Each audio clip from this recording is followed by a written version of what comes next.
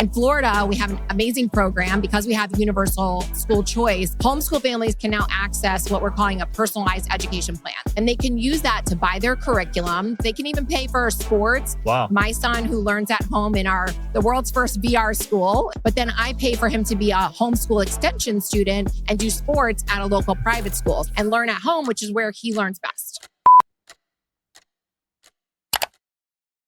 Okay, Erika Donalds here, guys. Faculty at the Leadership Institute, CEO of Optima Ed. Thanks for joining us. Oh, I'm so happy to be here. Thanks. Yeah, we're going to talk education right now. And my favorite topic. It's a much needed topic these days. Department of Education is, Trump wants it gone, basically, right?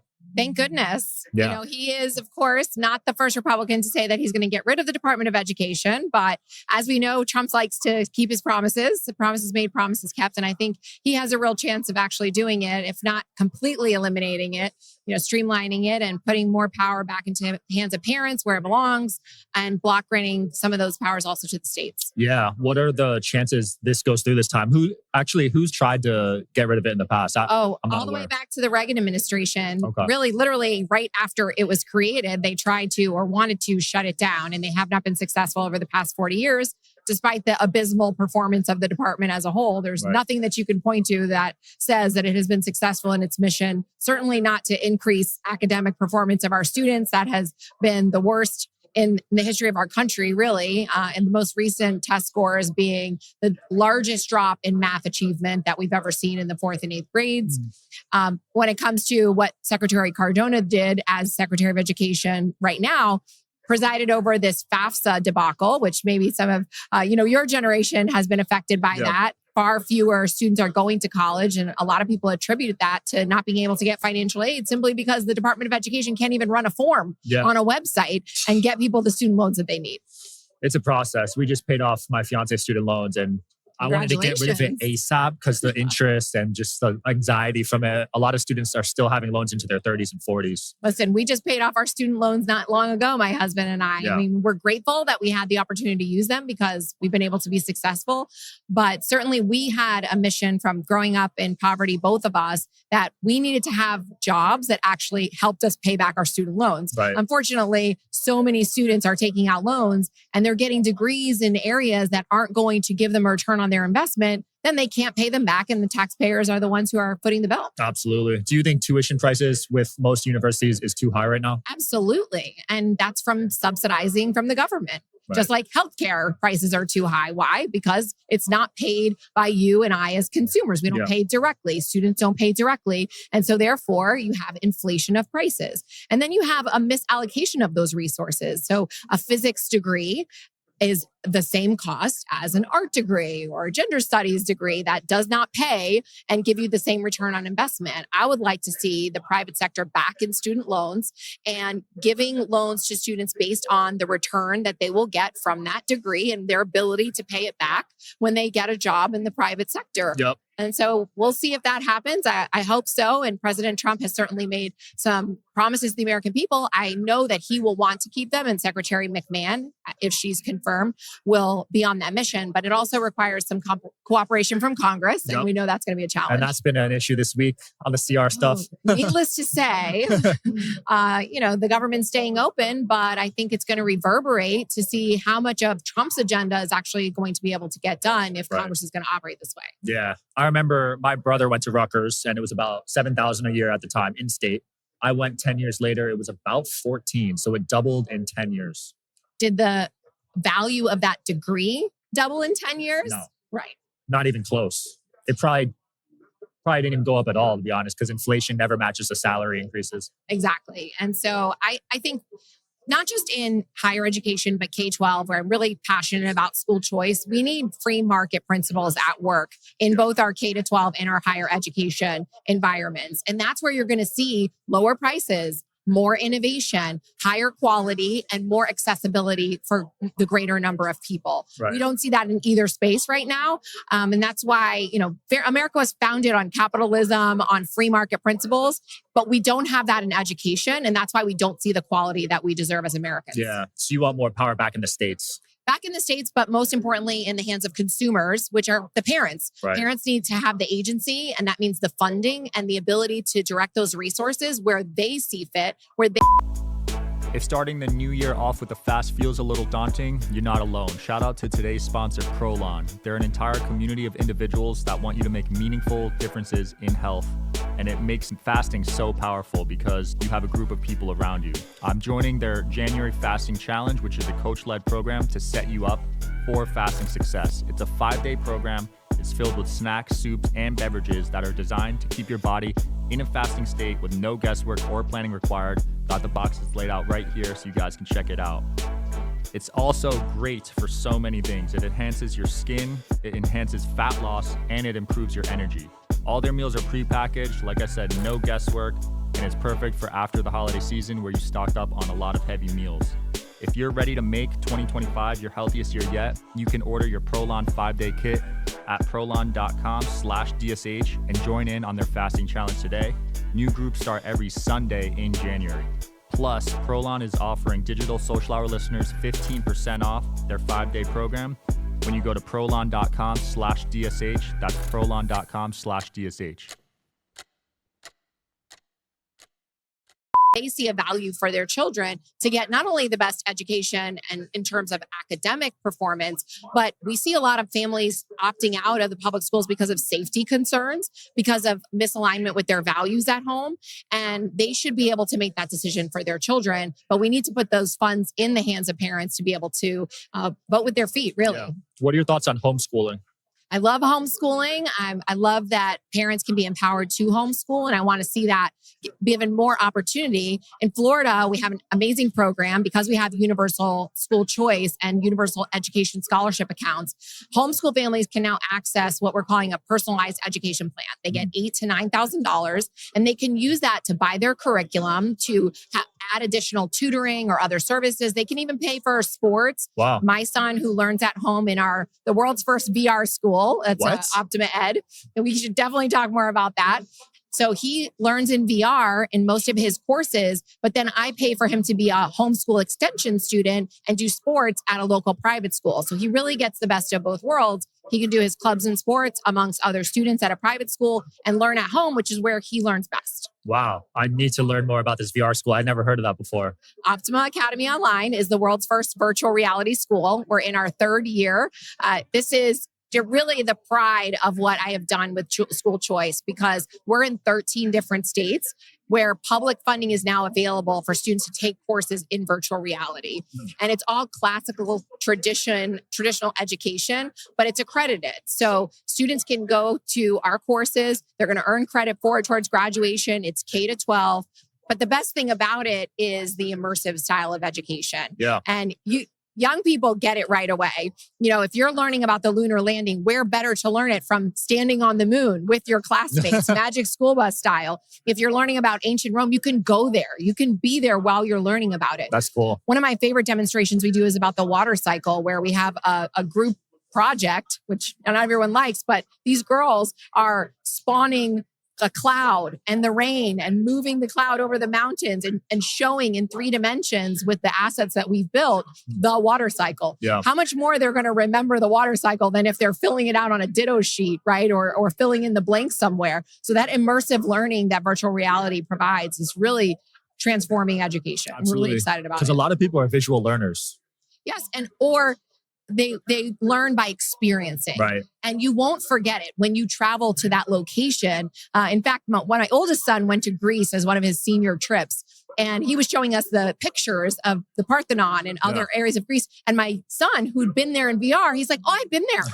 I've been there in VR. I love it. It gave me chills, because when you are immersed in that environment, and until you put on a headset and actually experience it, it's really hard to explain to people, but you feel like you've been there. You feel like you've been with other people when you've been with other people in VR versus Zoom school, where it's a checkerboard of faces. So OptimaAcademy.online, people can learn more. You can see if your state covers the cost of the tuition, but otherwise it's very affordable. Yeah, we'll link it below. I'm in Nevada right now, and I'm planning on having kids. I think we rank 49th in education.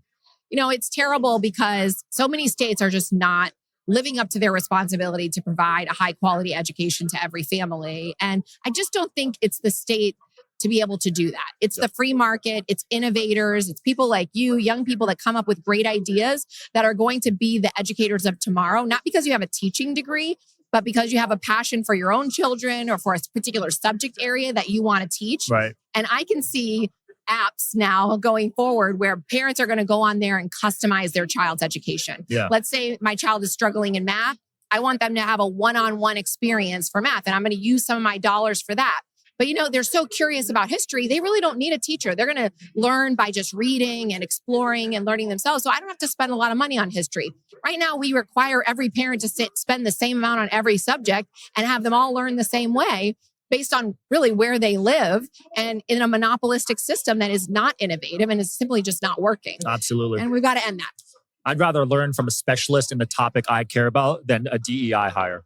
Oh, absolutely. And what we want to see too is meritocracy back in education when it comes to teaching. The greatest teachers don't get rewarded for being great teachers in our monopolistic system. And that's not America's way. We want great teachers to get paid what they deserve, which is far more than the average teacher makes. Unfortunately, teachers unions don't make that possible for us, but school choice does make it possible because it empowers even educators to get out there and achieve their own dream of teaching maybe in a different and innovative way. Right. So teacher unions are underpaying teachers? Oh, yes. So they drive the payment of teachers and the salaries of teachers, and it's to the lowest common denominator because they're protecting the lower performing teachers at the expense of higher performing teachers. They want everyone to be treated the same, not just in how they perform, but the subject areas that we teach. We talked earlier about maybe physics versus art. It takes a higher level of skill to teach some of those higher level courses, but teachers unions require that all of them get paid in the same manner. And that's just not the American way. It shouldn't be in education going forward. If we want to attract top talent to teach our kids some of these hard to staff areas, we're going to have to be able to compensate them appropriately. Absolutely. I want to get away from the memory-based teaching. Rote learning has gotten somewhat of a bad rap in the way that it's been implemented in today's classrooms, but knowledge is important. And there's a difference, right? Memorization versus learning the true history of our country requires you to not memorize necessarily, but learn about our history and when things happen and why they happen and who they happened with and to, right? And how that built our culture. And so when something is memorized for the sake of memorization, I would agree with you. But when it is learned for the sake of understanding the history and having a basis of knowledge from which to comprehend new information that comes on, that's a different story. And so I think teachers who don't want to have this rote memorization in their classroom, you're going about it the wrong way. What we want is a knowledge-rich, culture-rich education that will empower you to succeed no matter what you encounter in the future because you have all the knowledge of what has come before. Yeah. And that's what a classical and a traditional education brings to you. How do you feel about the SATs? Because that's like a really necessary test for college, right? Yeah, as far as the SAT itself or the ACT itself, unfortunately, they've gone sort of woke. They have unnecessary infusion of culture wars in their test questions and value-based questions. I don't agree with that at all. I don't agree with their monopoly. I'm actually on the advisory board for the classical learning test, which is trying to bring another option. I think there should be a wide variety of standardized tests for schools and parents to choose from so that they know how their students are performing. Right. I'm actually a big believer in accountability, but accountability through transparency. And that means that, yes, we should ensure that students are taking standardized tests so you know how they're doing compared to other students around the state, around the country, or in their own class. If your child is in a class of third graders and you take a standardized test and yours is performing lower than everyone in their class, you'd go, wait a second, what's going on, right? Or if that entire class is performing lower than the rest of the school, well, you look at the teacher and go, what's happening here? It provides you the information that you need. However, it's been weaponized in numerous ways. One by people who want to say that their schools are performing better than they are. In New York, they just lowered the standards for their standardized tests so that they can say, oh, they're performing great. Look, well, the standards are lower. So I think that parents need to be empowered with information through standardized testing and colleges even with information. But there definitely needs to be more of a free market, even in the testing arena. The SAT and ACT kind of have enjoyed pretty cornered market there. but I would love to see more tests come into the marketplace that you have a variety of options to choose from of where your student tests. And one of those is classical learning test, which is actually exploding. Really? And many more colleges are accepting that. Is it a super long test like the SATs, 4 hours? It is a pretty long test, just like, the SAT and ACT, because it's measuring your college level, readiness for college. And so that's what those tests are for. I think it's interesting in many states that you don't require a standardized test to even graduate. Massachusetts, for example, just got rid of their high school test. So how do you know that the students the grades have been inflated since COVID? We know that.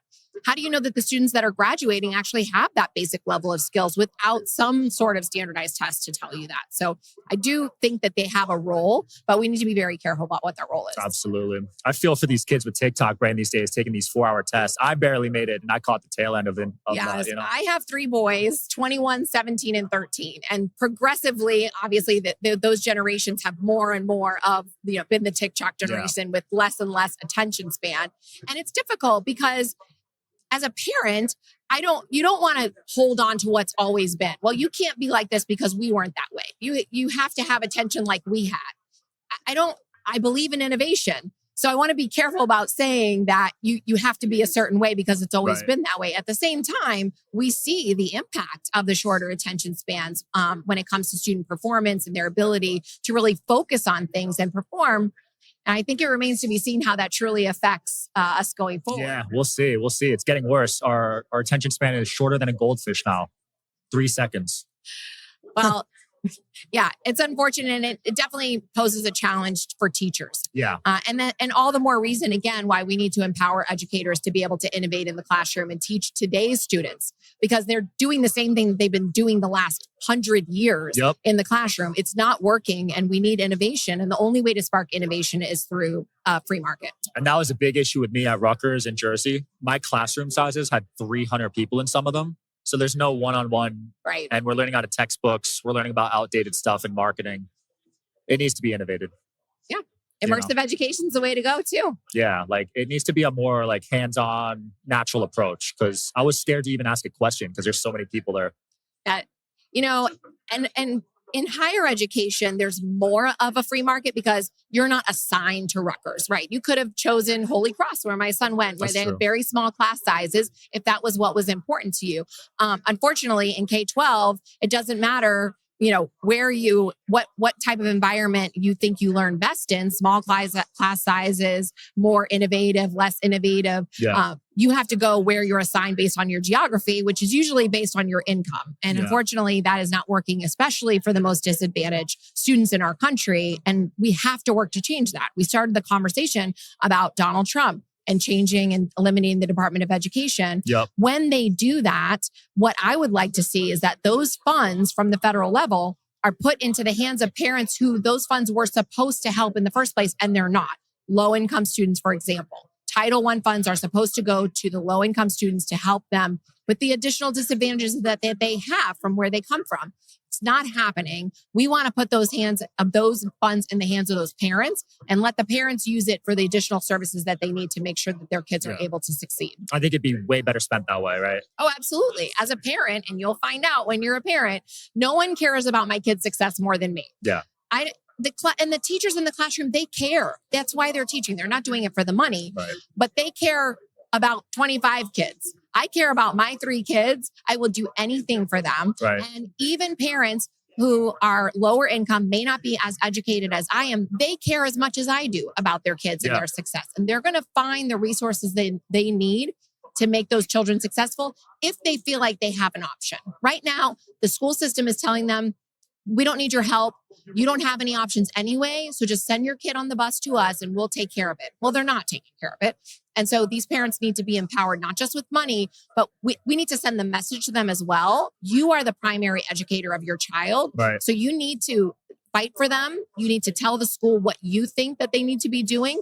If you need to go to a school board meeting and speak up there. Yeah. And more parents are getting that message. It's really exciting. Yeah, I can't wait to see the times change. Because right now, a lot of parents are living paycheck to paycheck, so they can't afford other options, right, for their kids. But as it gets cheaper and cheaper. Yes, an increasing economy, which we believe is going to continue to happen under Donald Trump and in his economy. is going to allow parents, again, also not to have to work more jobs, not to be as stressed, and be able to pay attention to their family. It's a part of a good economy that people don't always talk about. Right. You know, you talk about the money aspect, but the family aspect and the impact on your family that the stress of money troubles has, that cannot be measured. Absolutely. Yeah. Erika, what's next for you? Where can people support you? Well, I've got some news coming up in the new year. So at Erika Donalds on all social media, Erika with a K, no C. Hopefully people will tune in to find out what we're going to do all about education, school choice, empowering parents, and really breaking down that bureaucracy, especially at the federal level, and bringing free market back into education. So follow me at Erika Donalds and you'll find out. Thanks for coming on. Thank you so much. Guys, check her out. See you next time.